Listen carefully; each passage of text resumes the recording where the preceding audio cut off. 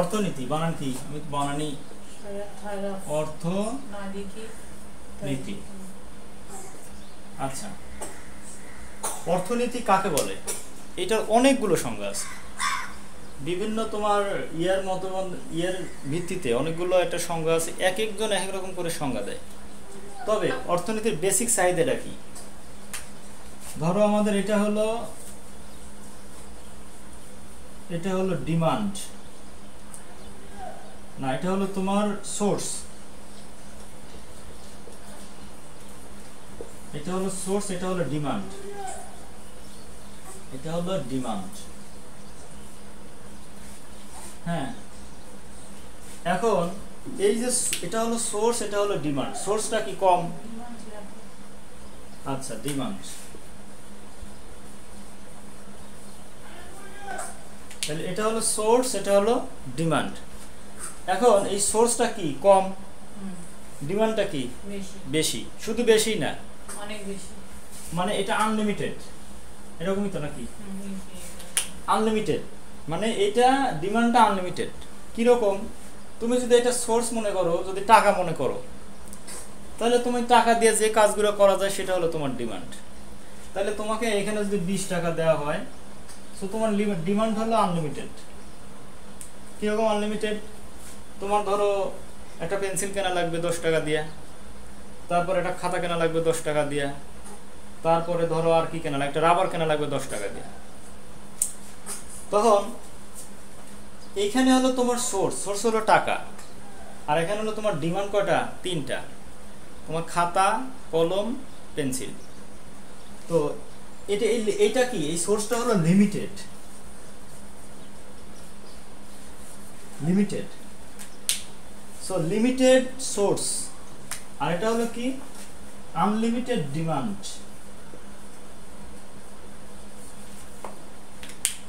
Limited source, unlimited demand.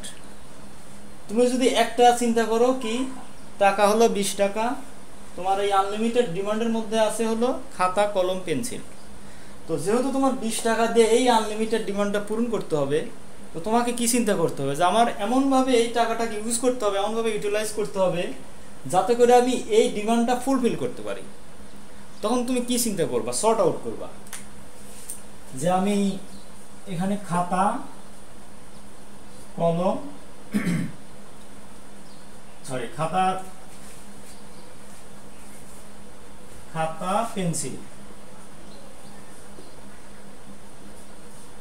Pencil আর বানানোর অবস্থা, আর এটা হলো রাবার। আচ্ছা, তো তোমাকে চিন্তা করতে হবে কি, যে আমি কিভাবে এই লিমিটেড সোর্স দিয়ে আমি আনলিমিটেড ডিমান্ডটা পূরণ করতে হবে। তখন কি করতে হবে তোমার? তুমি চিন্তা করবা যে আমার দরকার হলো হোমওয়ার্ক করা, তাহলে হোমওয়ার্ক করতে গেলে তোমার খাতাটা অবশ্যই কিনতে হবে।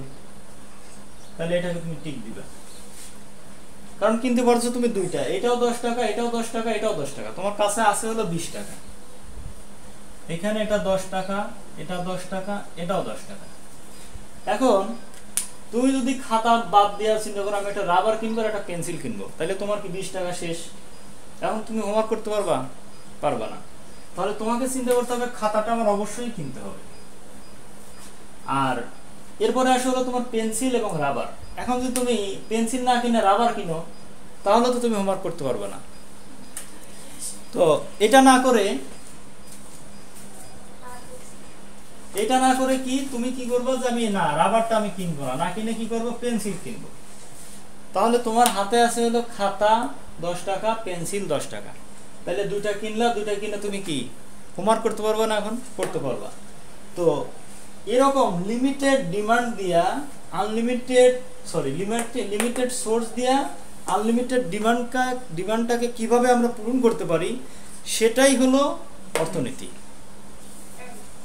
তাহলে আমরা অর্থনীতির সংজ্ঞা কি বলতে পারি? সহজ সংজ্ঞা হলো যে উপায়ে আমরা সীমিত সোর্স দিয়া আনলিমিটেড চাহিদা পূরণ করতে পারি, সেটাকেই অর্থনীতি বলে। তাহলে আমি যদি এখন এটা লিখে দেই,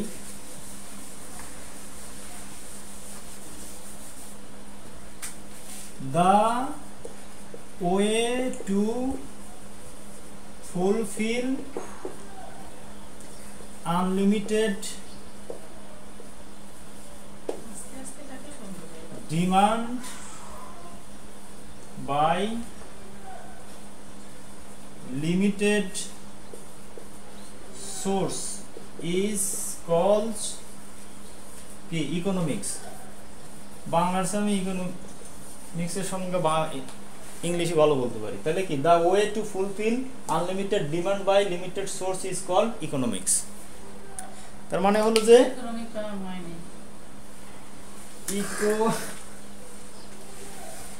আচ্ছা ইকোনমিক্স। আচ্ছা কাইতেছিল না, তাহলে অর্থনীতি কাকে বলে মূল বেসিকটা তো বুঝলা। তো থ্যাংক ইউ ভেরি মাচ।